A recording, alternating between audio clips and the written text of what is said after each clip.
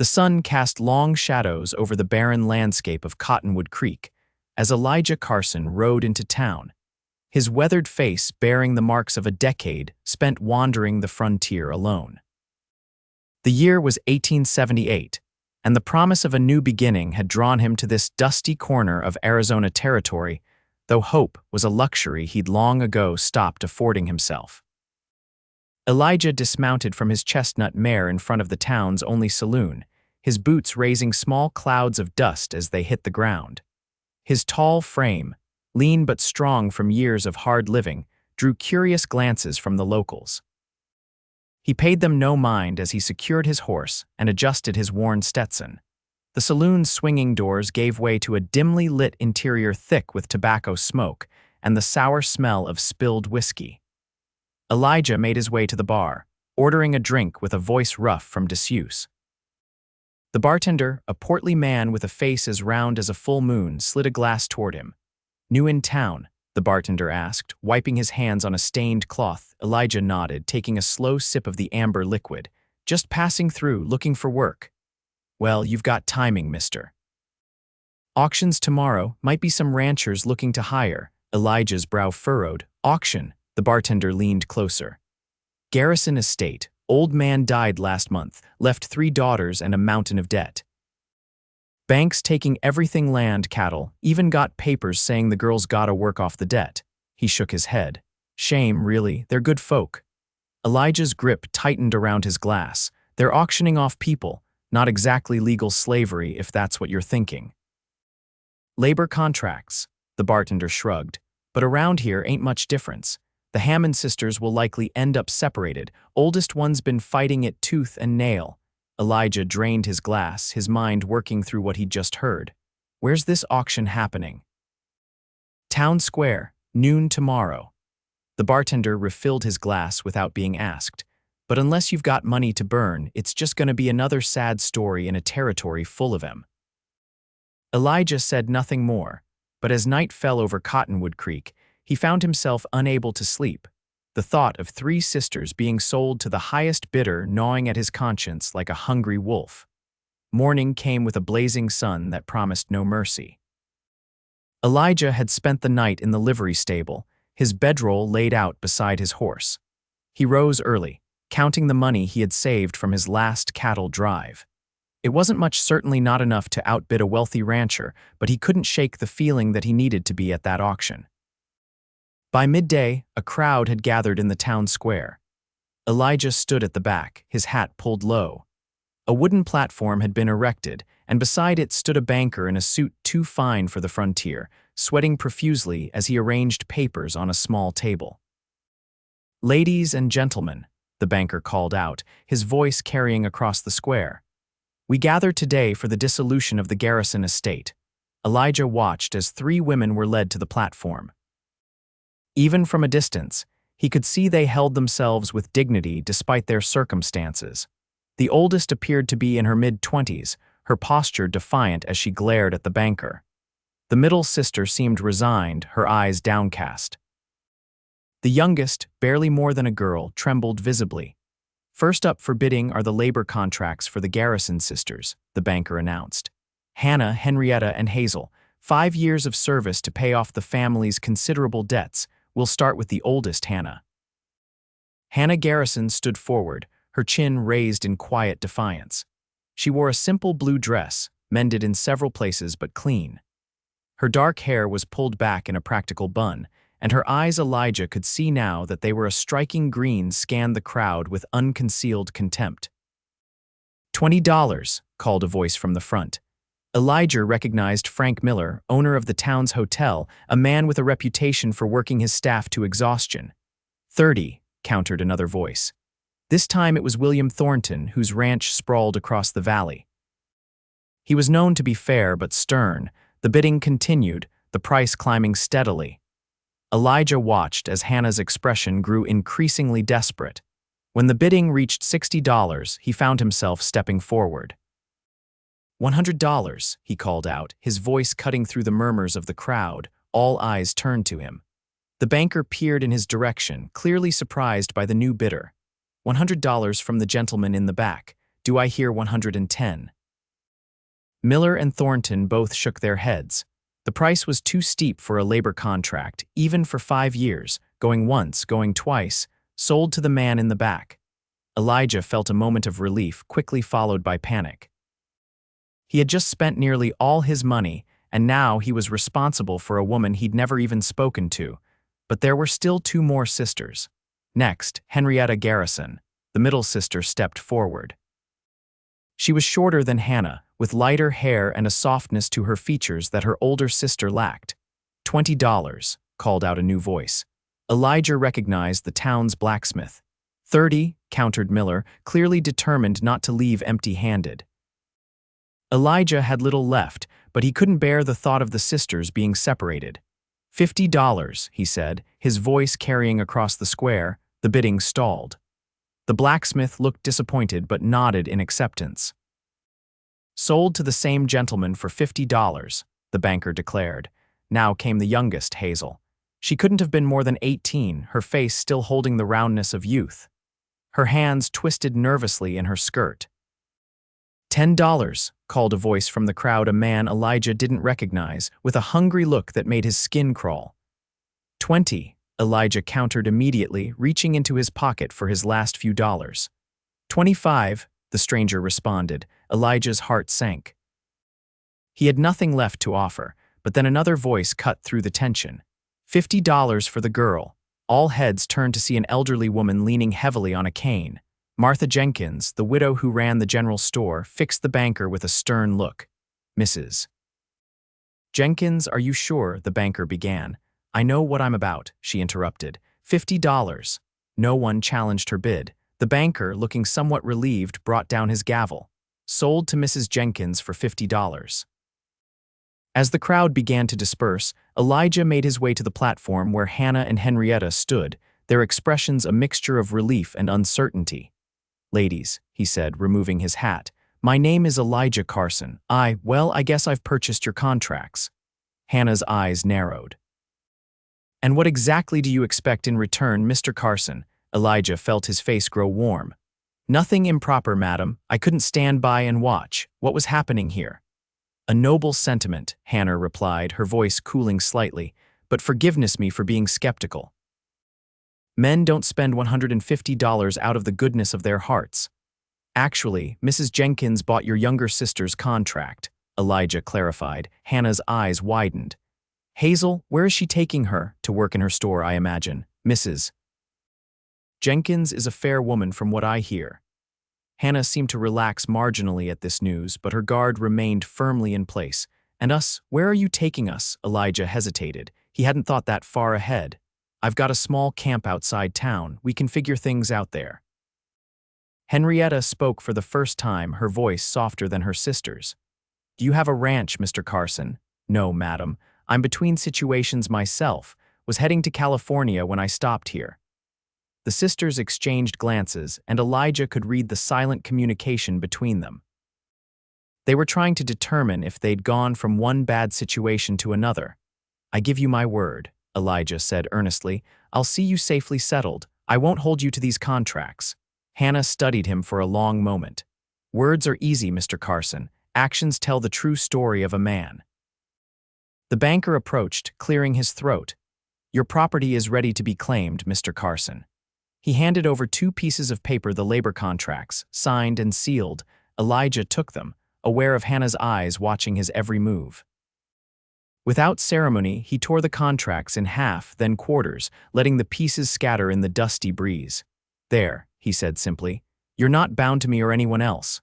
Hannah's expression softened almost imperceptibly. That doesn't solve our problems, Mr. Carson. We still have nowhere to go. I've got a proposition, Elijah said. I'm headed west. There's land to be claimed in California. Good land. You're welcome to travel with me, at least until you find somewhere better to settle. The sisters conferred quietly, and Elijah stepped back to give them privacy. Finally, Hannah turned to him. We accept your offer, Mr. Carson, but understand this: we work for our keep. We're not charity cases. Elijah nodded, respecting her pride. Agreed, and call me Elijah. As they left the town square, Elijah felt the weight of responsibility settling on his shoulders. He had saved the Garrison sisters from the auction block, but what came next was far less certain. Elijah's camp was modest, a small tent, a fire pit, and his few possessions neatly organized. The sisters surveyed it with barely concealed concern. "It's temporary," Elijah assured them, sensing their discomfort. "We'll head into town tomorrow, see about getting supplies for the journey." "And Hazel?" Hannah asked. "I need to know she's all right." "We'll check on her first thing," Elijah promised. That night, as they sat around the fire, Elijah learned more about the sisters. Their father had been a rancher who'd mortgaged everything to expand his holdings, only to be struck down by pneumonia before his gamble could pay off. The bank had swooped in like vultures, taking advantage of 3 women with no male relatives to advocate for them. "We fought it," Hannah said, her voice tight with anger. "But the law doesn't favor women alone in this territory." Elijah listened, struck by her resilience. In the flickering firelight, he noticed details he'd missed before: the determined set of her jaw, the intelligence in her eyes, the small scar that traced her right cheekbone. "What about you, Mr. Carson?" Henrietta asked. "What brings you west?" Elijah hesitated, unaccustomed to sharing his past. "Same as most, I suppose, looking for something better than what I left behind." "And what did you leave behind?" Hannah pressed. "Not much," Elijah admitted. "Was a rancher's son in Texas. When my parents died, my brother inherited everything. We didn't see eye to eye, so I left." "Just like that?" Hannah seemed skeptical. "There was a woman," Elijah said quietly. "She chose him. Can't say I blame her. He had land, security. All I had was dreams." The conversation lulled, and soon Henrietta retired to the tent Elijah had given up for the sisters. Hannah remained by the fire, her gaze fixed on the dancing flames. "Why did you do it?" she asked suddenly. "By our contracts," Elijah considered his answer carefully. "Some things a man can't stand by and watch." "That's not an answer. It's the best I've got." Elijah prodded the fire with a stick. "Get some rest, Miss Garrison. Tomorrow will be a long day." Hannah rose, but paused before entering the tent. "Thank you," she said, so quietly Elijah almost missed it. Then she was gone, leaving him alone with the night sky and thoughts he wasn't ready to examine too closely. Morning brought a flurry of activity as they broke camp and headed into town. Their first stop was Martha Jenkins' general store, where they found Hazel stocking shelves. The reunion between the sisters was emotional, with Hazel throwing herself into Hannah's arms. Mrs. Jenkins watched with approval. "She'll do fine here," the older woman assured them. "Got a room above the store and fair wages, better than what most of those vultures would have offered." Hannah thanked her profusely, and Elijah was struck by the transformation. When speaking of her sister, Hannah's guard dropped, revealing a warmth he hadn't yet seen directed at him. They spent the day gathering supplies for their journey west: flour, coffee, dried meat, ammunition for Elijah's rifle. Hannah proved to be a shrewd negotiator, stretching Elijah's remaining funds further than he could have. As they were loading their purchases onto Elijah's horse, and a mule they'd acquired in trade for Hannah's mother's silver brooch, a commotion erupted down the street. 3 men burst from the bank, guns drawn, bandanas covering their faces. Shots rang out and people scattered in panic. "Get down," Elijah shouted, pulling Hannah and Henrietta behind a water trough as the robbers mounted their horses and thundered past, firing wildly into the air. In the chaos, Henrietta was struck by a stray bullet, the force throwing her backward. Blood blossomed across her shoulder and she cried out in pain. "Henrietta!" Hannah screamed, cradling her sister's head. Elijah tore a strip from his shirt, pressing it against the wound. "It's not deep," he said after a quick assessment, "but we need to get her to a doctor." They carried Henrietta to the town's physician, who confirmed Elijah's assessment. The bullet had grazed her shoulder, painful but not life-threatening. Still, she would need rest and care. "She can't travel," the doctor said firmly. "Not for at least a week." This presented a problem. Their meager funds wouldn't stretch to a week in town. Hannah paced the doctor's office, worry etched on her face. "I might have a solution," Elijah said slowly. "There's a place about 2 days' ride from here, a friend's cabin. He's gone east for the winter, said I could use it if I passed through." Hannah looked skeptical. "And you're just mentioning this now?" "It's not on the direct route west," Elijah explained, but it would give Henrietta time to heal and us a chance to earn some money before continuing. After some discussion, they decided it was their best option. Mrs. Jenkins agreed to keep Hazel on, and with Henrietta carefully situated on the mule, they set out the following morning. The journey to the cabin was slow, with frequent stops to check on Henrietta. Elijah found himself increasingly aware of Hannah riding beside him, her profile strong against the vast landscape. She caught him looking once and raised an eyebrow, causing him to quickly avert his gaze. The cabin, when they reached it, was simple but solid, a single room with a stone fireplace, a table, 2 chairs, and a bed. Elijah immediately gave the bed to Henrietta, insisting he would sleep outside. "Don't be ridiculous," Hannah said. "It gets cold at night.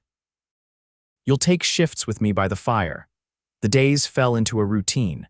Elijah hunted and chopped wood while Hannah tended to Henrietta and kept the cabin in order. In the evenings, they would sit by the fire, talking as Henrietta slept. Elijah learned that Hannah had been engaged once to a man who'd left for the gold fields and never returned. She spoke of it matter-of-factly, but he could sense the hurt beneath her words. "Is that why you're so guarded?" he asked one night, the fire casting warm shadows across her face. Hannah considered the question. "Partly, but out here a woman needs to be careful. The world isn't kind to those who are soft." "No," Elijah agreed, "but there's strength in softness too, in caring for others. Like what you did for us," Hannah challenged. "That wasn't softness, that was." He trailed off, unable to define what had driven him that day. "Decency," Hannah supplied, "a quality rarer than gold in these parts."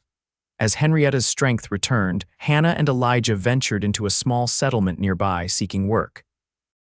Hannah found employment cooking at the local boarding house, while Elijah hired on with a rancher needing help with his cattle. Weeks passed, and winter settled over the land. The idea of continuing to California before spring became impractical. They decided to remain at the cabin, saving their earnings for the journey ahead. It was during this time that Elijah realized his feelings for Hannah had grown beyond admiration. He found himself watching her as she moved about the cabin, her practical efficiency belying a grace that captivated him. When she laughed a rare but beautiful sound, his heart seemed to stop. One evening, as a snowstorm raged outside, Henrietta announced she was going to visit a friend she'd made in the settlement, a widow who had invited her to stay for a few days. "In this weather," Hannah protested.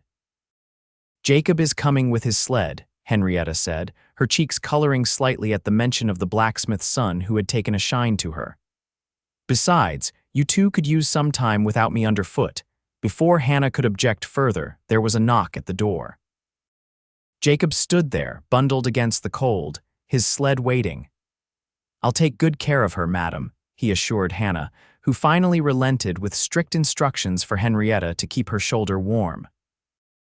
As the sled disappeared into the swirling snow, Hannah and Elijah found themselves truly alone for the first time since their journey began. The cabin seemed smaller somehow, more intimate.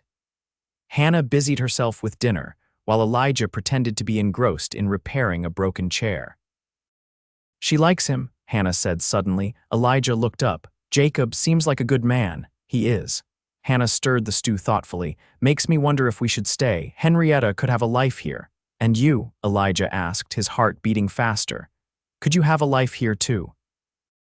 Hannah met his gaze, and something passed between them, a current of understanding that neither was ready to acknowledge. "I don't know what I want anymore," she admitted. "For so long, it was just about surviving, keeping my sisters safe. And now I'm beginning to remember there might be more to life than just surviving." Dinner was a quiet affair, the silence broken only by the howling wind and the crackling fire. As they cleared the dishes, their hands brushed, and Hannah didn't pull away immediately. Elijah's breath caught in his throat. "Hannah," he began, but was interrupted by a particularly violent gust that rattled the windows. Hannah moved to check that they were secure, and Elijah followed, drawn to her like a moth to flame. As she turned from the window, they found themselves standing too close for propriety, but neither stepped back. "I never thanked you properly," Hannah said softly, "for what you did that day at the auction. "You don't need to thank me," Elijah replied, his voice equally low. "I do." Hannah's eyes searched his face. "You saved us, me, and you've never asked for anything in return." "I never wanted anything, except maybe." Elijah couldn't finish the thought, but he didn't need to. Hannah leaned forward, closing the distance between them, and pressed her lips to his. The kiss was gentle at first, uncertain, but quickly deepened as months of unspoken attraction ignited between them.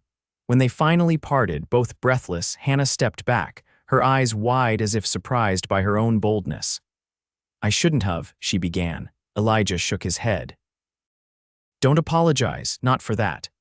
"What is this, Elijah? What are we doing?" He took her hands in his. "I don't rightly know, but I do know that somewhere between Cottonwood Creek and this cabin I fell in love with you, Hannah Garrison."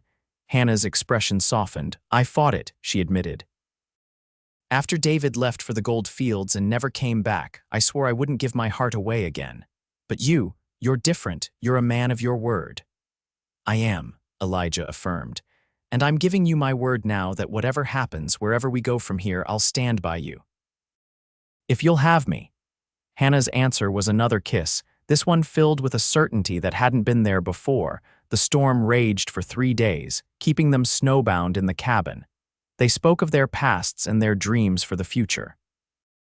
Elijah told Hannah of the land he hoped to claim in California, and she shared her vision of a home where her sisters would always be welcome. On the morning of the 4th day, the world outside was transformed a pristine blanket of white stretching as far as the eye could see. Elijah stepped out to clear a path and check on the animals while Hannah prepared breakfast. As he worked, he considered what lay ahead. The feelings between them were real, but they hadn't spoken of marriage. The practical obstacles remained. They had little money, no land, and a journey still to complete. When he returned to the cabin, Hannah was standing by the window, her expression troubled. "What is it?" he asked, stamping the snow from his boots. "I've been thinking," she said slowly. "About California." Elijah's heart sank. "You've changed your mind." "No, but I've been wondering if we're chasing a dream that might not be there. The gold rush has drawn thousands west. The best land might already be claimed." Elijah joined her at the window. "What are you suggesting?" "This cabin, your friend, would he consider selling it?" Hannah turned to face him. "The settlement is growing. There's good land here and we already have work. Henrietta is happy. And Hazel," Mrs. Jenkins wrote that she's thriving. "She could join us when she's ready." Elijah considered the idea. The cabin was solid, the surrounding land fertile. With some work, it could become a proper ranch. "Are you sure this is what you want?" he asked. Hannah took his hands. "I want a home, Elijah, with you. I don't care if it's here or California or the moon, but here. Here feels right." He pulled her close, kissing her forehead. "Then here it is." When Henrietta returned 2 days later, they shared their decision. She was delighted, especially when they mentioned the possibility of building a second cabin nearby, perhaps for her and Jacob, should things continue to develop between them. Spring brought new beginnings. Elijah wrote to his friend, who agreed to sell the cabin and surrounding acres for a fair price. With their combined savings, they made the first payment. On a warm day in May, with wildflowers carpeting the meadow beside the cabin, Elijah and Hannah were married by the traveling preacher. Henrietta stood as Hannah's witness, while Jacob stood with Elijah. Hazel, now a poised young woman of 19, had journeyed from Cottonwood Creek with Mrs. Jenkins for the occasion. "Never thought I'd see the day," Mrs. Jenkins remarked as she watched the newlyweds dance under the stars. Hannah Garrison, the woman who swore she'd never need a man, looking at that cowboy like he hung the moon. Henrietta smiled. It wasn't just any man she needed, it was the right one. As the celebration continued around them, Elijah led Hannah away from the crowd, toward the ridge that overlooked their land. "Happy, Mrs. Carson?" he asked, his arm around her waist. Hannah leaned into him, her head resting on his shoulder. "More than I ever thought possible." "You know," Elijah said thoughtfully, "when I rode into Cottonwood Creek that day, I was just passing through. Never imagined I'd find a reason to stop wandering." "And what reason was that?" Hannah asked, though she knew the answer. Elijah turned to face her, framing her face with his hands. You stole my heart that day at the auction. Standing there, chin up, eyes flashing with defiance, I was lost before I even knew your name." Hannah's eyes shimmered with unshed tears. "And I thought you were just another man looking to take advantage of our situation." "Can you blame me for proving you wrong?" Elijah grinned. "Every day for the rest of our lives," Hannah replied, stretching up to kiss him as the sun set over the land they now called home. 5 years later, the Carson ranch had grown into one of the most prosperous in the area. The original cabin had been expanded into a proper house, with room for their growing family, 2-year-old Thomas and infant Elizabeth. Henrietta had indeed married Jacob, and they lived in a cabin just down the hill. Hazel, now a teacher at the settlement school, visited often. On the anniversary of the auction that had brought them together, Elijah and Hannah stood on their porch watching the sunset. "Do you ever wonder what would have happened if you hadn't been in town that day?" Hannah asked. Leaning against her husband's sturdy frame, Elijah shook his head. "No. Some things are meant to be, even if the path getting there isn't what you expected." Hannah smiled, thinking of the lonely cowboy who had saved 3 sisters from auction, but had only fallen in love with one her in the dead of night during a snowstorm that had changed both their lives forever.